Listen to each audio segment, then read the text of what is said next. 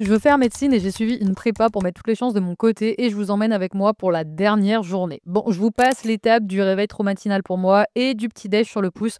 Faut vraiment que je change mes habitudes si je veux réussir médecine, mais là-dessus, Courtalaise peut pas m'aider. Ce qui est cool, c'est que je sais que sur place, ils vont nous filer des petits gâteaux, donc les retardataires dans l'âme comme moi, ils ont pas à craindre de passer la matinée le ventre vide. D'ailleurs, on n'a pas non plus à craindre de se perdre dans l'établissement. Paul est là pour nous accompagner. Suis-moi, je vais te montrer où sera ta salle. Je te laisse t'installer le temps que le prof arrive. On passe toute la matinée en cours, mais c'est un peu différent du lycée quand même, hein. On est moins, c'est plus chaleureux, c'est plus studieux et surtout les profs, ils ont vraiment le temps de répondre à nos questions et de nous aider si on est dans le doute. Et ça, c'est vraiment hyper précieux. Midi, vous vous en doutez, pause déj, rien de fou, on discute, on mange, on traîne et on échange sur nos difficultés respectives et sur nos ambitions pour l'avenir. Vous saviez, vous, qu'un tiers des étudiants en médecine voulaient devenir chirurgien ?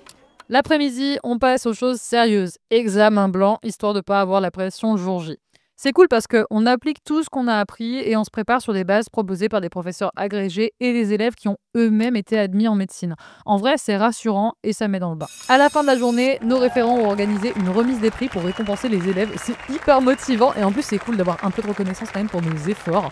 C'est genre une mini-victoire avant notre admission officielle. Félicitations quand même, c'est pas rien. Merci Courtalaise.